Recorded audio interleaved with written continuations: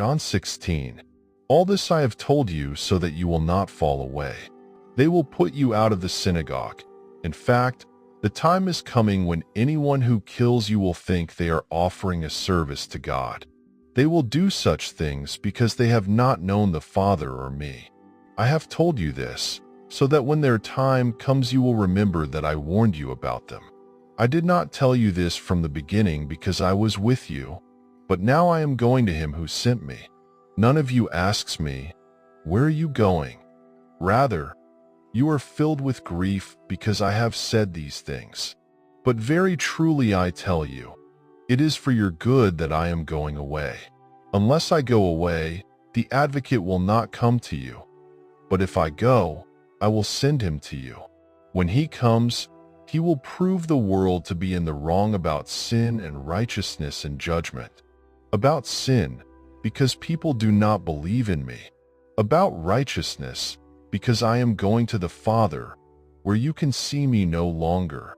And about judgment, because the prince of this world now stands condemned. I have much more to say to you, more than you can now bear. But when he, the Spirit of truth, comes, he will guide you into all the truth. He will not speak on his own. He will speak only what he hears, and he will tell you what is yet to come. He will glorify me because it is from me that he will receive what he will make known to you. All that belongs to the Father is mine.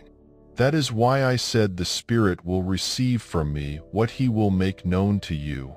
Jesus went on to say, "In a little while you will see me no more, and then after a little while you will see me."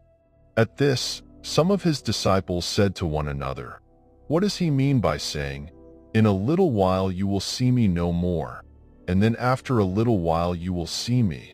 And because I am going to the Father?" They kept asking, "What does he mean by a little while? We don't understand what he is saying." Jesus saw that they wanted to ask him about this, so he said to them, "Are you asking one another what I meant when I said, 'In a little while you will see me no more, and then after a little while you will see me'?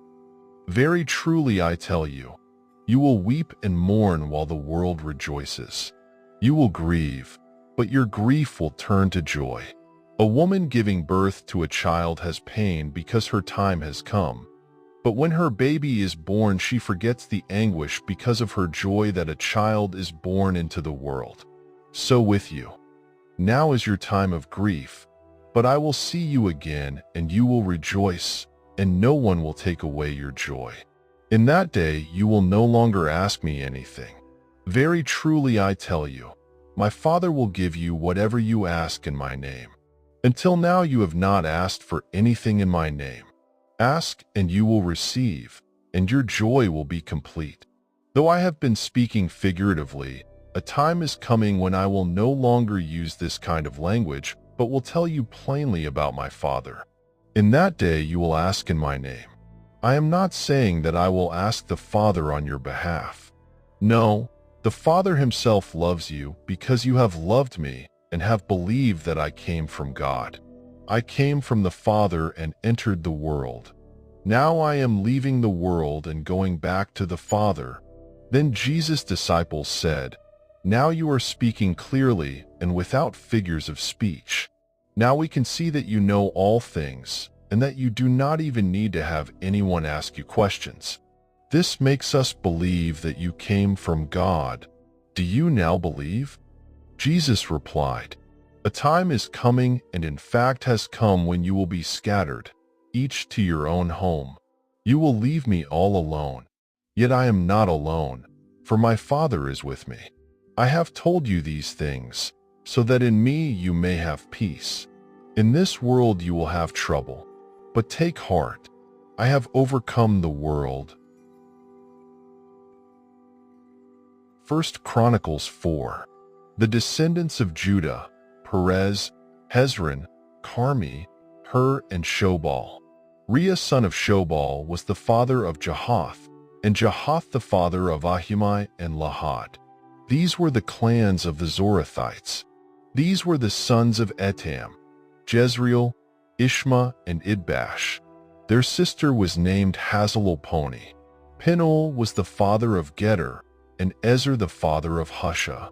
These were the descendants of Hur, the firstborn of Ephrathah and father of Bethlehem. Ashur the father of Tekoa had 2 wives, Helah and Nerah. Nerah bore him Ahuzam, Hepher, Timni, and Hahashtari.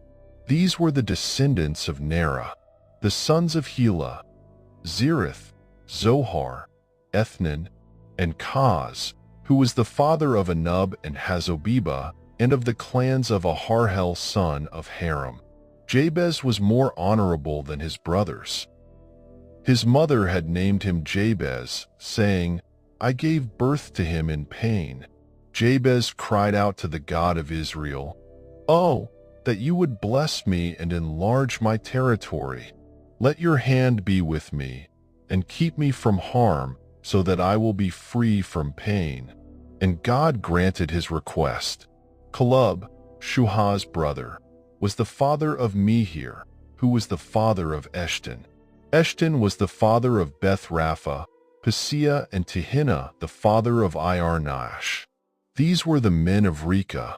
The sons of Kenaz, Othniel and Sariah.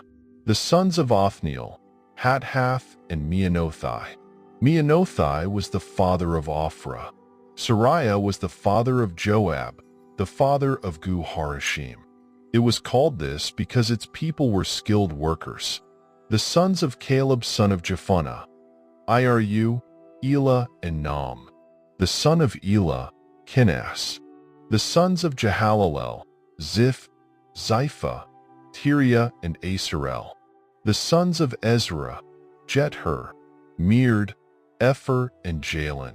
One of Meard's wives gave birth to Miriam, Shammai, and Ishbah the father of Eshtemoa. His wife from the tribe of Judah gave birth to Jared the father of Geter, Heber the father of Soko, and Jekuthiel the father of Zanoah. These were the children of Pharaoh's daughter Bithiah, whom Meard had married. The sons of Hodiah's wife, the sister of Nahum, the father of Kila the Garmite, and Eshtemoa the Maacathite. The sons of Kenaz, Othniel and Sariah. The sons of Othniel, Hathath and Meonothai.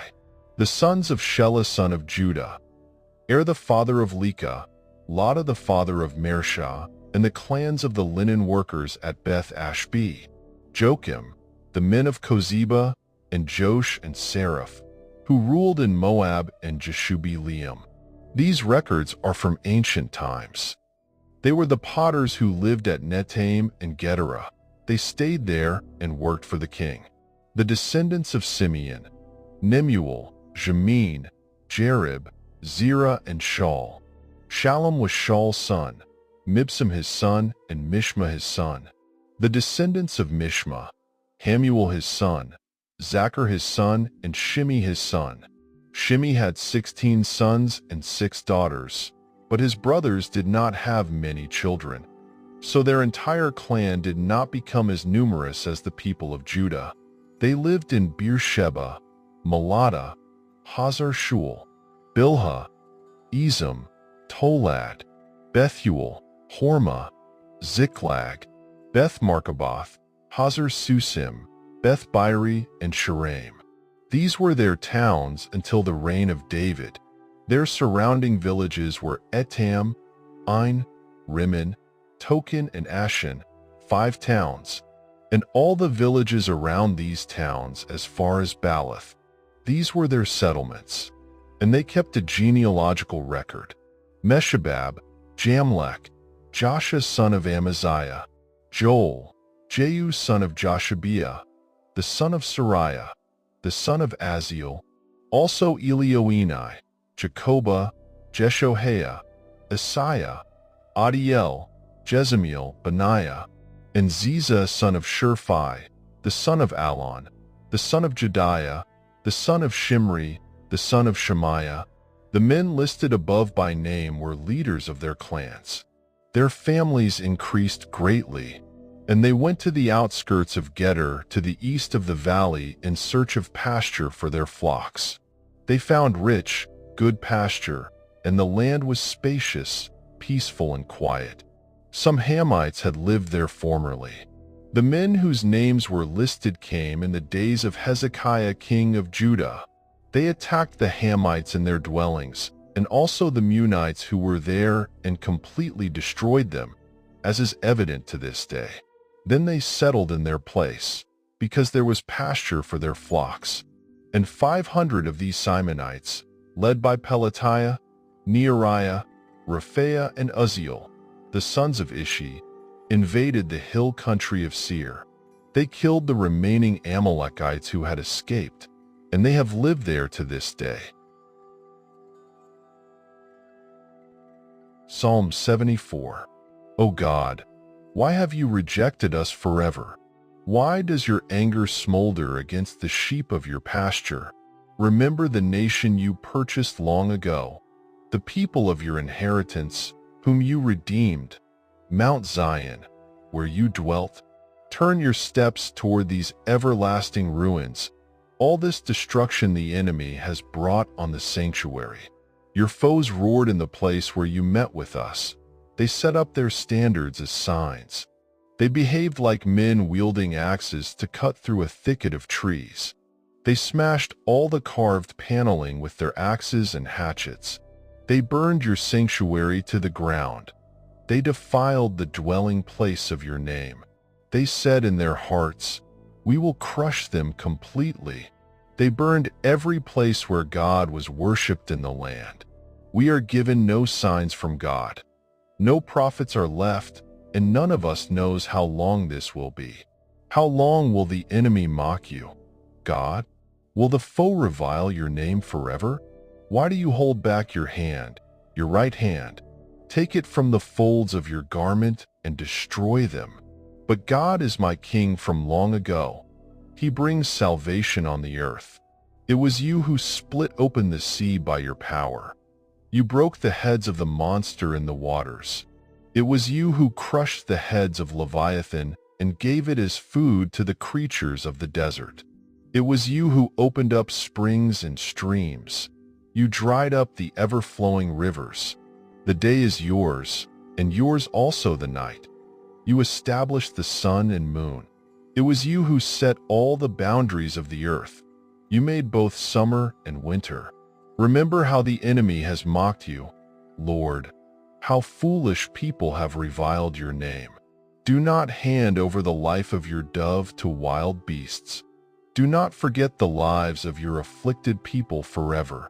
Have regard for your covenant, because haunts of violence fill the dark places of the land. Do not let the oppressed retreat in disgrace. May the poor and needy praise your name. Rise up, O God, and defend your cause. Remember how fools mock you all day long. Do not ignore the clamor of your adversaries, the uproar of your enemies, which rises continually.